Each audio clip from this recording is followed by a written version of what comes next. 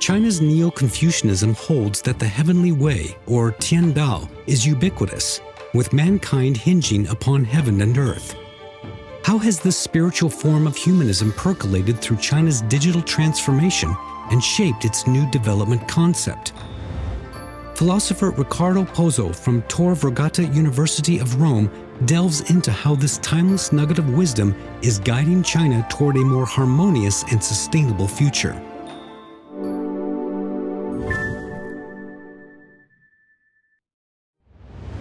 Hello and welcome to China Talk. My name is Ricardo Pozzo. I'm a philosopher teaching at Tor Vergata University of Rome. My area of research is Neo-Confucianism. Today, I would like to share with you the humanistic legacy of Chinese philosophy and its significance in today's fast-changing world. According to the Song Dynasty Neo-Confucian philosopher Zhang Zai, the whole world is permeated by energy, qi, which manifests itself in three forms: heaven, tian, the earth, ti, and the human being, zhen.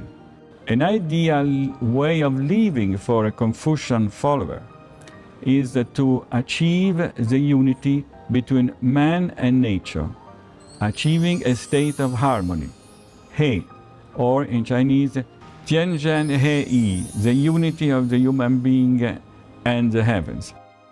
Confucius, the great master, said, "It is a human being that connects with the universe." Let me mention now to you Du Weiming, who is undoubtedly the most important living Neo-Confucian philosopher. Professor Du has noted that the meaning of this statement by Confucius is quite different from the Greek idea that a human being is a measure of all things and that he, she, has the power to change the natural course of action. In other words, the form of human life envisioned by Confucius is not anthropocentric. Rather, it is anthropocosmic, in the sense that there is implicit mutually constant communication and dynamic interaction between the human world and the cosmic order. The Confucian human agent, endowed with rich inner resources for self-transformation, is a servant, a partner, and a co-creator of heaven, the way. As a servant, the mandate of heaven, Tianming, works through the human agent for its own realization.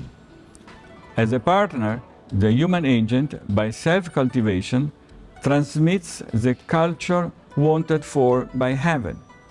Confucius famously said, "At 40 I had no more doubts, and at 50 I knew the mandate of heaven." Finally, as a co-creator, the human agent joins heaven in a collaborative enterprise to bring the completion to the cosmic process. The human agent obeys the rules and innovates within the limits of the universe. This is what defines the spiritual humanism in the Chinese tradition. 2 decades ago, China's rapid industrialization registered fast economic growth, but at the cost of the environment. Since then, China has realized that things have to change.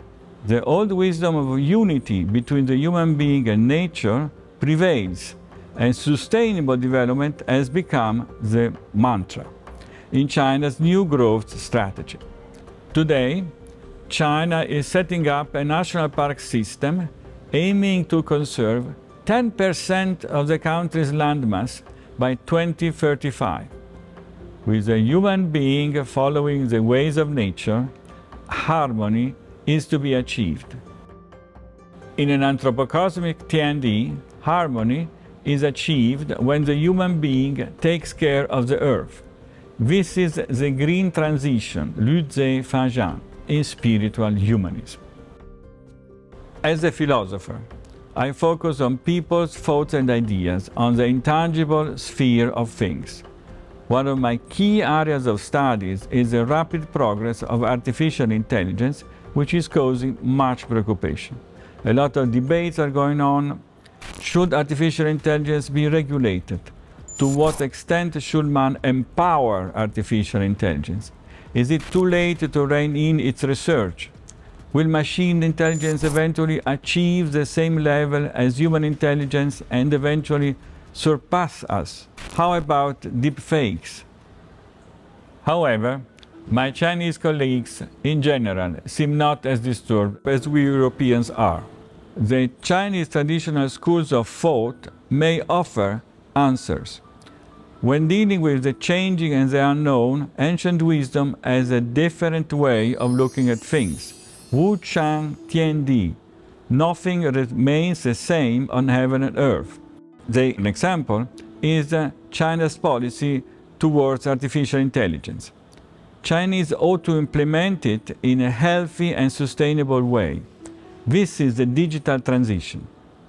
On July 1st, 2024, the United Nations General Assembly adopted China's proposal to enhance cooperation on capacity building for artificial intelligence.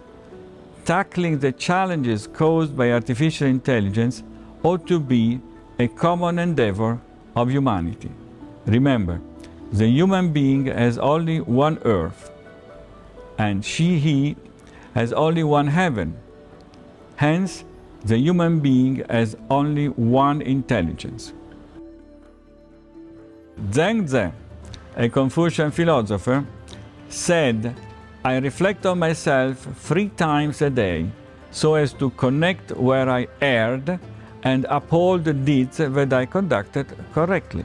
This attitude of constant self-cultivation and self-learning has prepared the Chinese people to deal with the unknown, be it tackling development challenges or the uncertainties brought by artificial intelligence.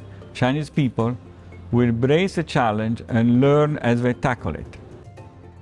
This way of thinking runs through Chinese people's social, economic, and political life. When you know about these ways of thinking, you can have a better understanding of the Chinese civilization.